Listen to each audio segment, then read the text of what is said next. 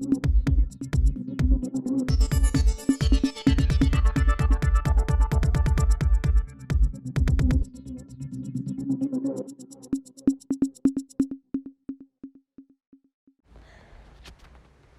और 28 सितंबर को बागेश्वर धाम पिता आदिश्वर पंडित धीरेन्द्र शास्त्री भोपाल में सुनाएंगे हनुमंत कथा। भाजपा के संस्थापक सदस्य स्वर्गीय कैलाश सारंग एवं उनकी धर्मपत्नी स्वर्गीय श्रीमती प्रश्न सारंग की स्मृति में बागेश्वर धाम के पीठाधीश्वर पंडित दिनेश शास्त्री के श्रीमुख से 27 और 28 सितंबर को दोपहर 2 बजे से हनुमंत कथा होने जा रही है।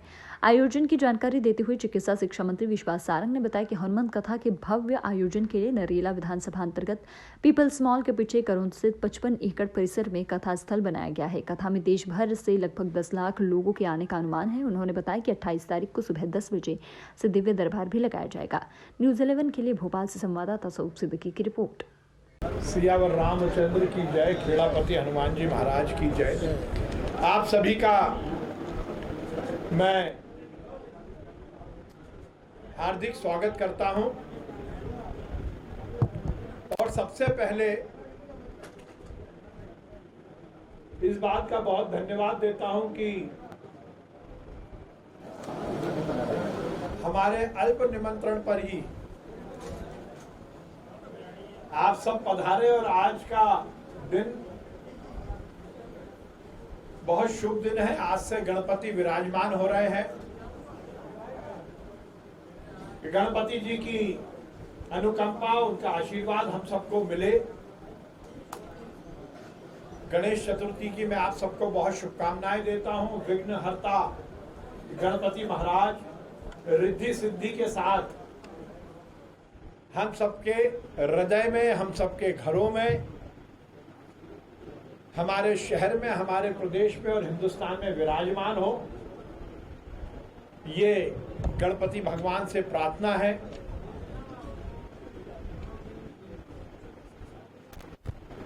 स्वर्गीय कैलाश सारंग जी और स्वर्गीय प्रसून सारंग जी की स्मृति में बागेश्वर धाम वाले पीठाधीश्वर महाराज के श्रीमुख से हनुमंत कथा का आयोजन भोपाल के नागरिकों द्वारा किया जा रहा है। 26 सितंबर को बागेश्वर धाम वाले गुरुजी भोपाल पधारेंगे। उनका आगमन हम सबके लिए बहुत सौभाग्य का विषय है। 26 सितंबर को बागेश्वर धाम वाले गुरुजी की विशाल शोभा यात्रा दोपहर में 3 बजे से अन्ना नगर चौराहे से प्रारंभ होगी, जो विभिन्न मार्गों से होती हुई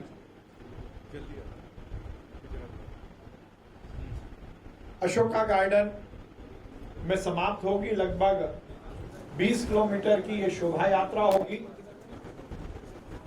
जिसमें लगभग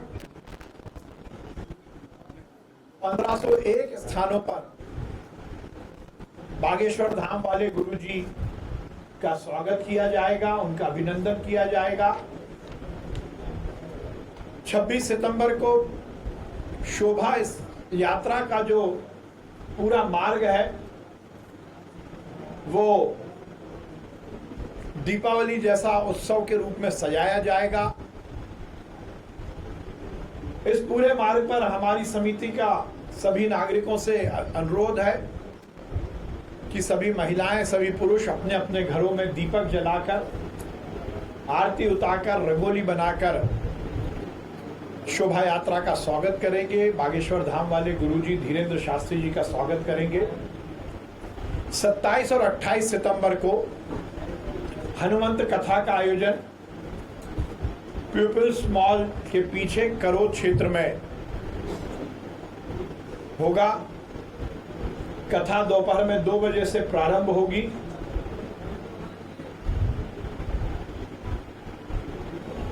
और 28 तारीख को ही पीपल्स मॉल के पीछे उसी कथा स्थल पर सुबह 10 बजे से दिव्य दरबार भी आयोजित होगा। कार्यक्रम के लिए विभिन्न कुंड बनाए जा रहे हैं। भोपाल के प्रत्येक नागरिक से ये अनुरोध है, क्योंकि ऐसा सौभाग्य बहुत कम मिलता है कि किसी संत के सानिध्य में हम गणपति भगवान की पूजा करके उनका विसर्जन करें। ये सौभाग्य का विषय है कि अनंत चतुर्दशी का दिन 28 तारीख को ही हो रहा है। उसी दिन ये अपील की गई है।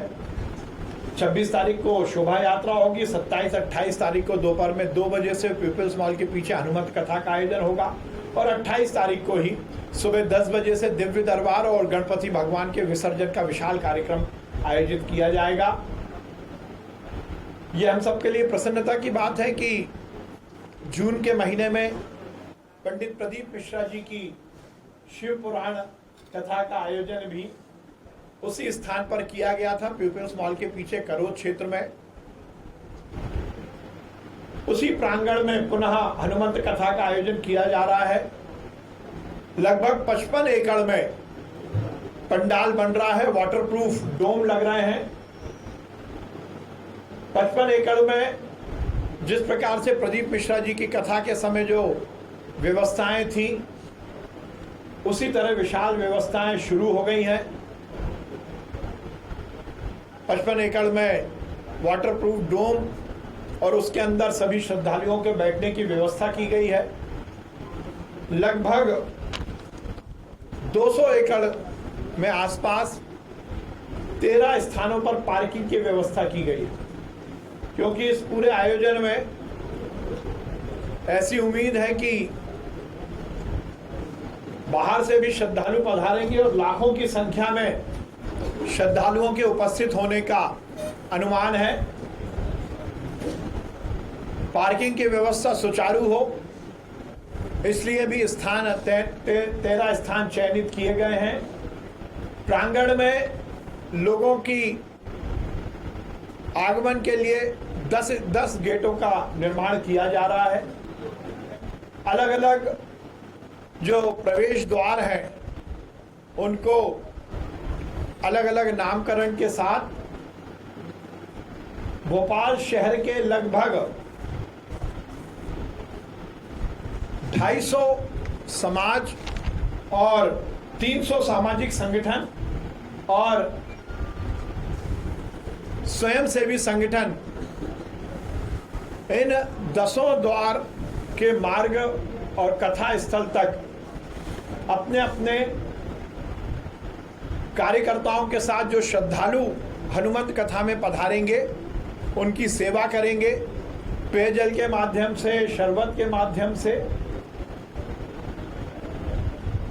ये इस बात को परिलक्षित करता है कि ये कार्यक्रम संपूर्ण भोपाल का कार्यक्रम है और हर समाज, हर संगठन भोपाल का इस आयोजन से जुड़ा हुआ है।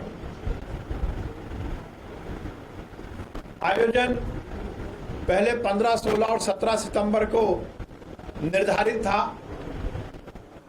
पर मौसम विभाग की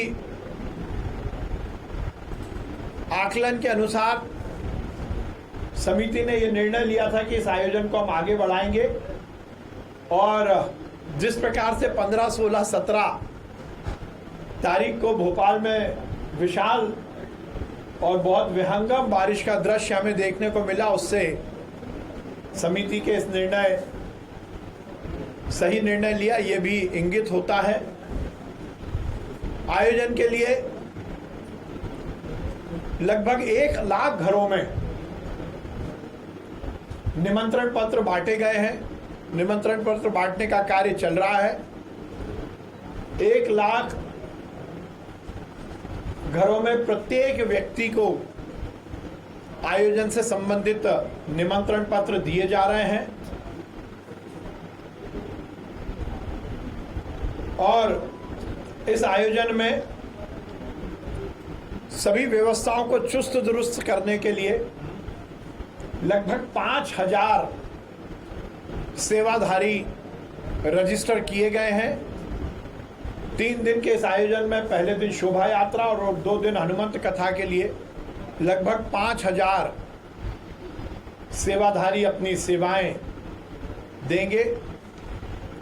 भोपाल के विभिन्न क्षेत्रों से जो श्रद्धालु इस हनुमान कथा में आना चाहते हैं उनके लिए निःशुल्क वाहन व्यवस्था का भी इंतजाम किया गया है। ऐसा अनुमान है कि भोपाल के बाहर के भी कुछ श्रद्धालु आएंगे, तो लगभग 1000 अस्थायी टॉयलेट कथा स्थल पर बनाए जा रहे हैं। कथा स्थल पर 20 चिकित्सा कैंप भी रहेंगे। संपूर्ण क्षेत्र में पेयजल की व्यवस्था रहेगी। यातायात का सुगम स्थान रहे और यातायात में किसी को दिक्कत ना आए। 1000 हमारे स्वयंसेवक सभा स्थल के आसपास के जो मार्ग हैं उस पर यातायात की व्यवस्था भी संभालेंगे। पत्रकारों के कवरेज के लिए भी अलग से व्यवस्था रहेगी और मुझे बहुत सारे हमारे पत्रकार बंधुओं ने ऐसी इच्छा व्यक्त की है कि बागेश्वर धाम वाले गुरुजी का वो इंटरव्यू करना चाहते हैं, तो मैंने उनसे निवेदन किया है और हरी इच्छा रहेगी, उनकी कृपा रहेगी तो लगभग हम सबको ये मौका भी देने का प्रयास करेंगे। आप अभी जो आपको विज्ञप्ति का फोल्डर प्रदान किया जा रहा है उसमें आज गणपति भगवान के दिन गणपति भगवान के पिता महादेव बाबा की जो शिव पुराण की कथा आयोजित की गई थी उस समय प्रदीप मिश्रा जी द्वारा जो रुद्राक्ष अभिमंत्रित थे वो भी आपको वितरण किया जा रहा है। आज सबसे पहले रुद्राक्ष खेड़ापति हनुमान जी महाराज को आज मैं समर्पित करके आया और भगवान जी को आज अर्पित किए, क्योंकि लगभग 2 से 2.5 लाख रुद्राक्ष की पैकिंग में इतना समय लगा। हमने उस समय प्रदीप मिश्रा जी की कथा के समय पंजीयन का समिति ने निर्णय लिया था, क्योंकि कथा स्थल से रुद्राक्ष बांटना थोड़ा मुश्किल काम था, इसलिए समिति ने उस समय ये निर्णय लिया था कि जो जो रजिस्ट्रेशन कराएंगे उनके घरों पर हम रुद्राक्ष को वितरित करेंगे। 2.5 लाख रुद्राक्ष की पैकिंग में समय लगा और आज हमने हनुमान जी महाराज खेड़ापति हनुमान जी महाराज के चरणों में पहला रुद्राक्ष अर्पित किया और उसके बाद आज सभी सरस्वती पुत्रों को भी हम यहाँ पर रुद्राक्ष भेंट कर रहे हैं, वो आप जरूर स्वीकार करेंगे। बहुत बहुत धन्यवाद।